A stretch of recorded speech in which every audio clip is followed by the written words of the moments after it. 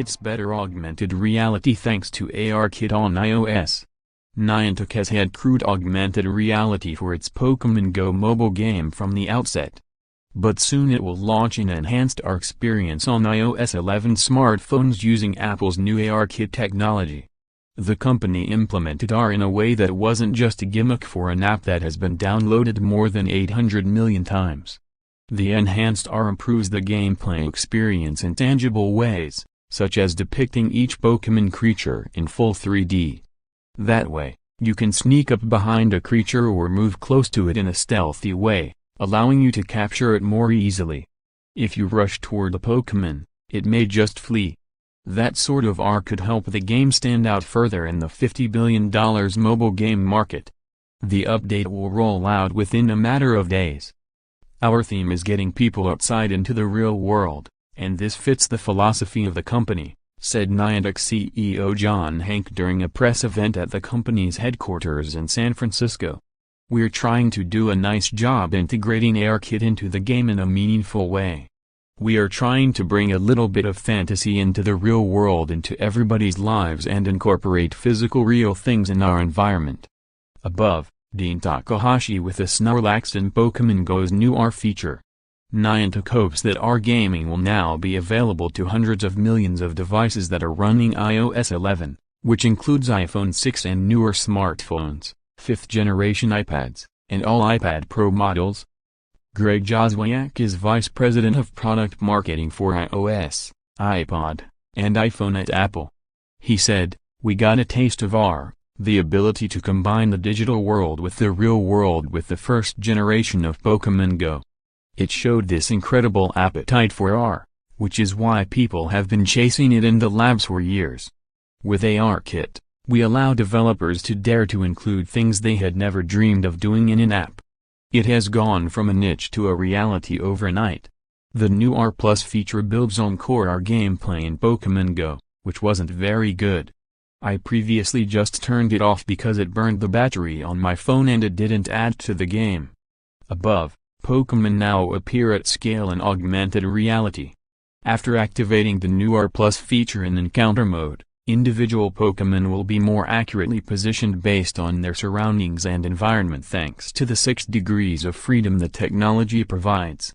By utilizing ARKit's advanced 3D AR scaling, a Pokémon's size will be more accurately based on the world around them, changing in perspective and size as trainers move closer or further away. Now, as you can see in my picture with the Snorlax, the creature's size will be accurately reflected in a smartphone image. With AR Plus mode, trainers can now get closer to a Pokémon to receive a special capture bonus, but Pokémon are aware of the physical proximity of trainers, so they must approach carefully, as it may flee if a person comes too close too quickly. Getting closer to a Pokémon using AR Plus has unique gameplay benefits, including being awarded the new Expert Handler bonus, which provides more XP and Stardust, the latter being points that you can use to make your creatures stronger. Hanke said that Pokémon Go pushes mobile tech to the edge, using the camera, the sensors, and graphics. That puts a lot of stress on the battery, and early versions of the app drain the batteries of iPhone users.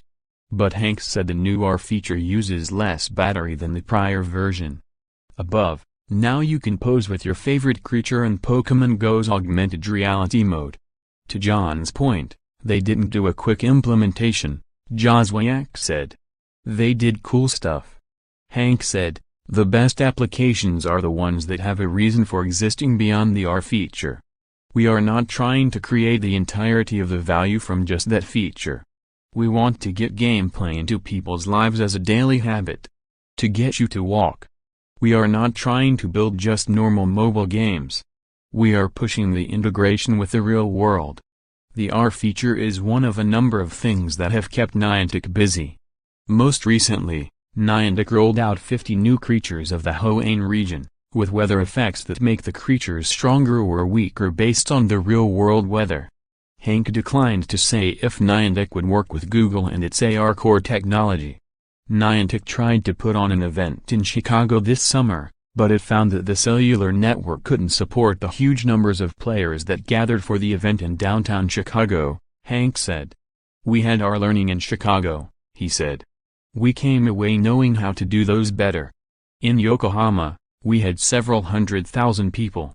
The company has also done events in a remote part of Japan and South Korea. Above, the orange meter shows this Pokémon is getting wise to your presence. We're geared to do a number of those large events in 2018 too, he said.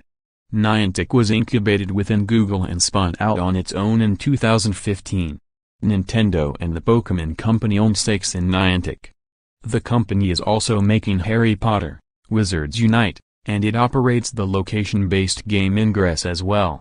The executives wouldn't talk about Harry Potter, but Joswiak said, "This is not a one-time thing. We continue to bring it along. To us, this is a big deal. It's not just a gimmick. ARKit gives us a way to really show people in a visual and impactful way," Hanke said. "It's an amazing piece of technology. AR is just getting on track as we move toward some company making amazing AR glasses in the future. Country required by checking this box. You are confirming you are an adult 18 years or older and you agree to Intel contacting you with marketing-related emails or by telephone. You may unsubscribe at any time. Intel's websites and communications are subject to our privacy notice and terms of use.